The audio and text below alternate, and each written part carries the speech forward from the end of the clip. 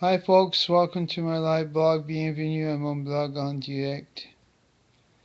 I'm gonna do away with the usual multicultural introductions because I have a hard time remembering everything. But I got the bug this morning, so I'm just gonna be doing this right now. Um, Today I've basically been doing for the whole month of February that they call the Vlog Challenge, which is doing a daily video blog during the month of February on any topic that you choose. And yesterday's topic, which I recorded today because I was a day behind, was about my rehab worker coming to my place and give me praise for what I've been trying to do to my apartment and stuff, and gave a brief lesson on computer networks. And computer networks are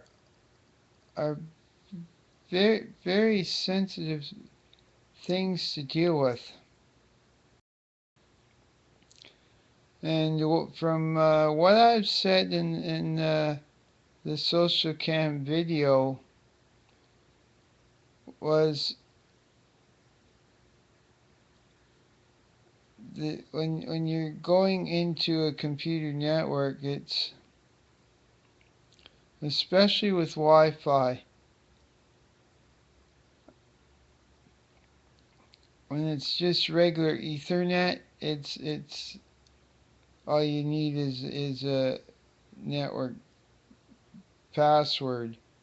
But when you're dealing with Wi-Fi, you have to have the network key and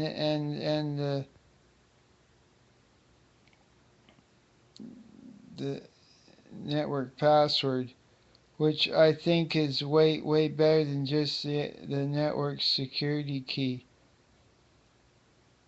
which I was explaining in the social cam video. Because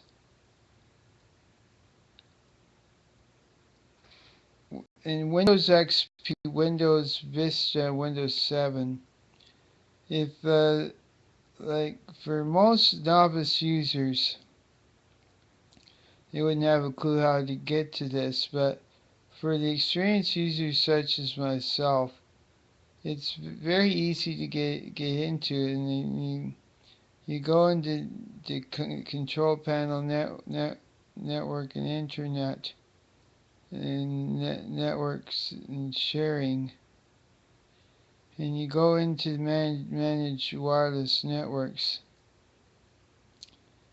and you go into the name of the network, right click on it and click properties, and there's generally two tabs when you go into the wireless properties section of that area.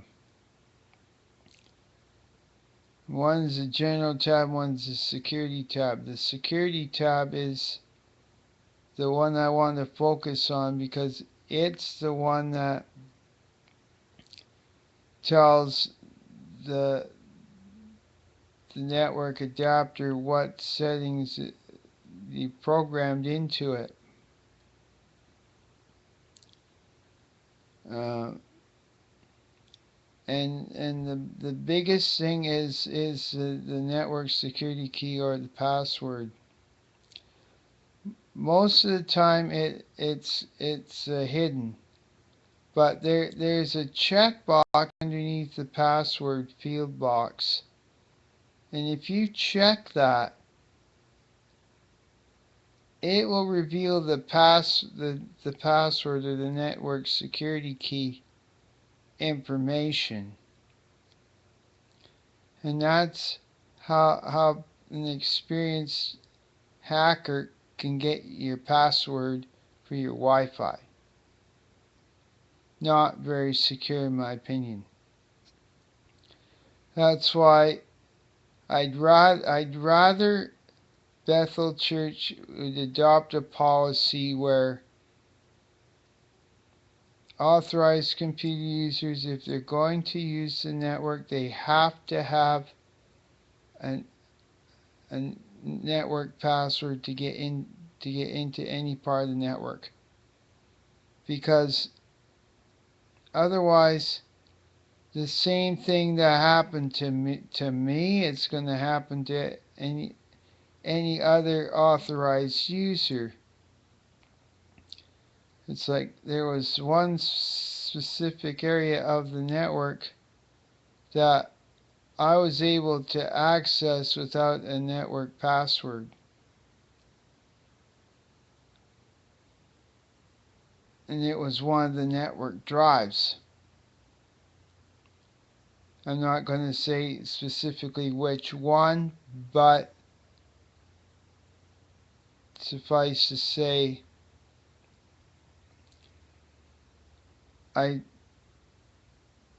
what I can tell you is I was able to see all the restricted files and unrestricted files and folders on that network drive, which I shouldn't have been able to access.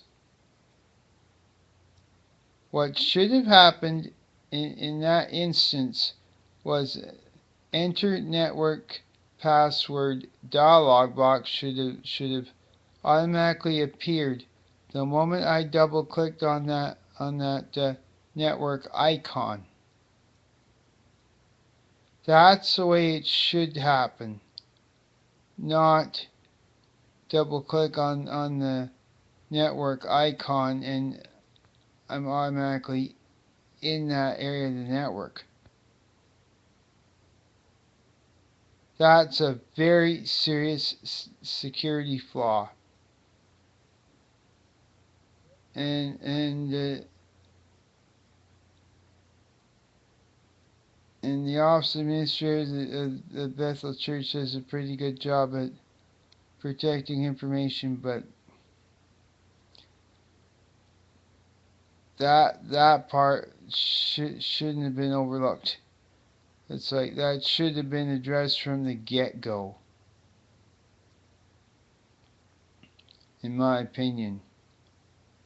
It's like I'm a licensed security guard, and I've been a computer user for 10 years.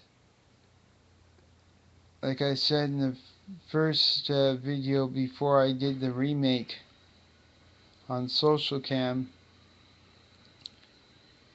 I've been a computer user for 10 years, starting in 1994 when I learned on a 286 computer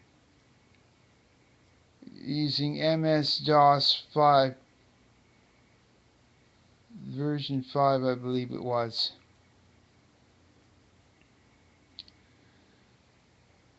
So I've grown up with MS-DOS and Windows operating system.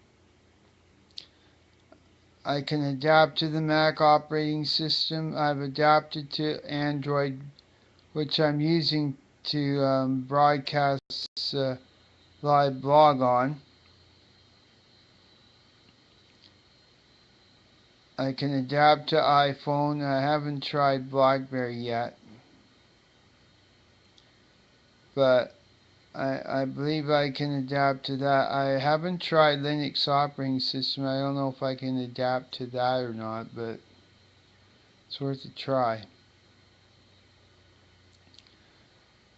But nevertheless, the moral of the story is don't leave your computer network vulnerable to someone easily getting in without a password, even if it is just a network security key. Anyone can get access to the network security key through the control panel. It doesn't take a rocket scientist to figure it out. And it's like,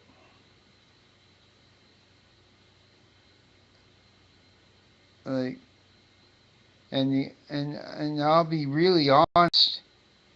The only reason why I go in there is to copy files needed for sermon icons for the church website, and church bulletins to post on the church website, and that's the only main reasons why I go in there. Otherwise, I have no business being on that part of the network in the first place, because it's technically church office staff only, which bothers me quite a bit, because I'm quite a responsible computer user. I've been an experienced computer user for 10 years, and it's like I understand the very sensitive nature of the information that's contained in the computer systems themselves. It's like, because I'm a licensed security guard, it's my responsibility to protect information, whether it's on the computer system or on paper, from being stolen. And that's right up there with life, property, information. It's like I have to protect those things from being stolen.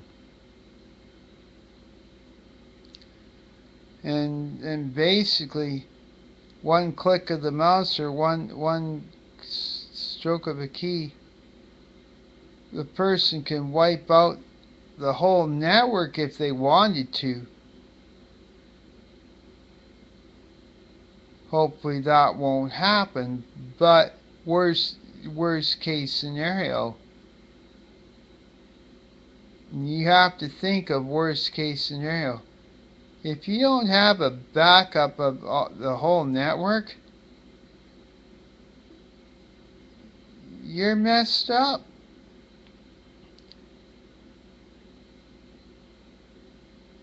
It's like your whole network's compromised when that happens.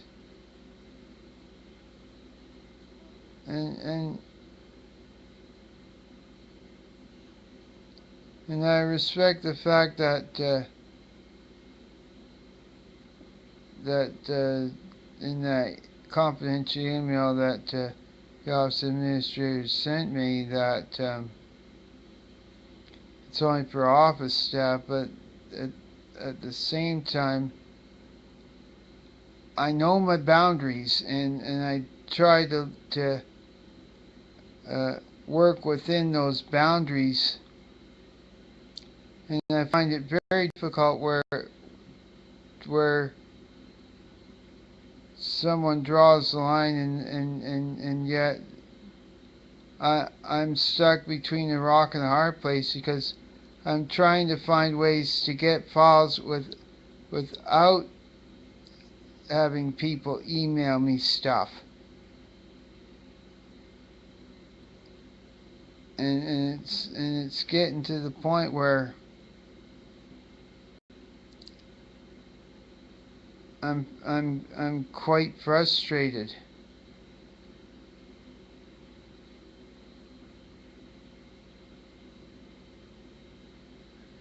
And here I am trying to be a responsible volunteer, a responsible member of the congregation, a responsible member of society, a responsible professional, a responsible security guard, trying to protect information while accessing it legally, responsibly, and lawfully.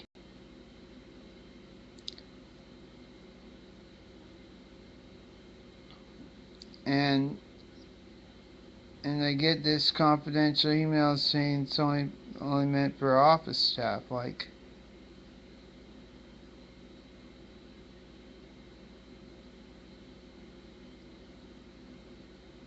it's like,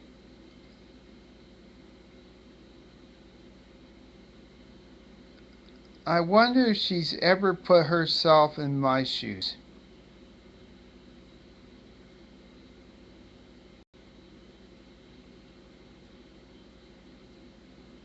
I really would like to know,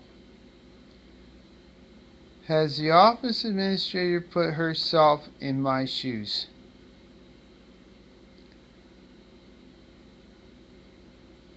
It would be a whole lot easier if I was able, with a proper network password, to get into the area where I'm allowed to access those bulletins. Just copy the one file, paste it over to the podcast side of the computer, which is the web computer that I use, and upload the file to the media library on the church website. It's much simpler, I find, and that's time consuming, because let's face it, by the time you open up your email program or go on to the web email, type the email, attach the file, you basically spent 5 minutes just preparing the email, and you haven't even sent it yet. I find it only takes 2 minutes just to copy the file, or better yet, send the file from the office administrator side of the network to my side of the network. Only takes about 2 minutes. Or if she's open to saving it onto my flash drive, it'd be a whole lot easier. Like, it only takes like 30 seconds just to pop a flash drive into her tower, and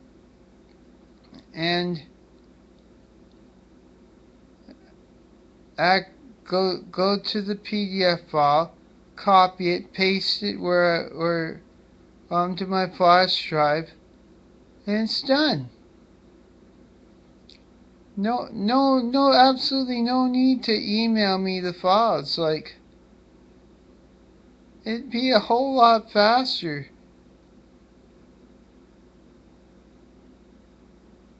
Like 30 seconds or 2 minutes versus 5 minutes. Like, by the time you end up sending the email, it's like you wasted 7 minutes, for heaven's sakes. 7 friggin' minutes. Time that could be spent returning phone calls. Time spent faxing documents.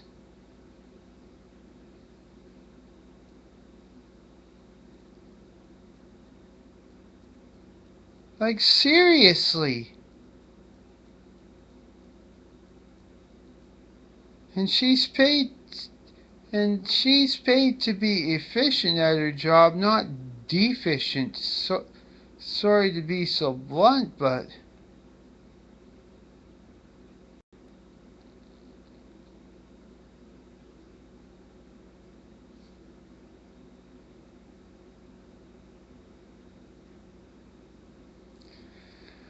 like, I have no problem with her putting my flash drive into her tower and having her copy the file onto my flash drive. Even at the initial start, it installs the verbatim driver's software onto her computer, and then she scans it for viruses initially. That only takes about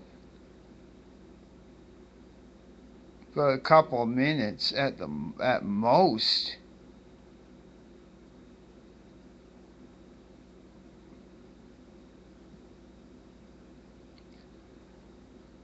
Seriously.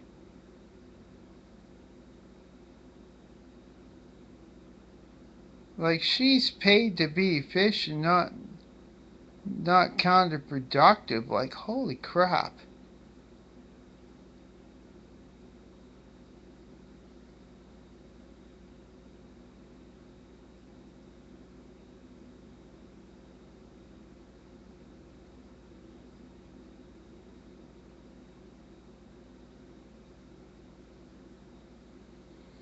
Like, I don't understand. It's like, I wish she'd put herself in my shoes. It's like, I'm up there upstairs. I'm thinking, oh, wouldn't it be nice if that PDF file would just magically appear on my side of the computer for a change instead of downloading the file attachment. I would love nothing better for that to happen.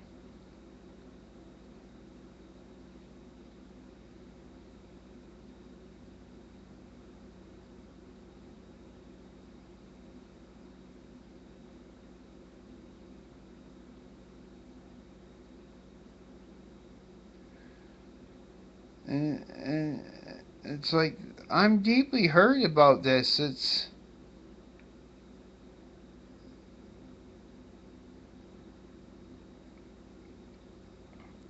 like, it shouldn't bother me, but it does. Among many things that bother me, and that's one of them. Like, I wish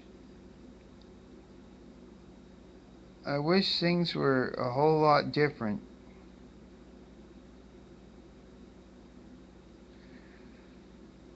Anyhow, this video is starting to become long. It's almost 25 minutes here, so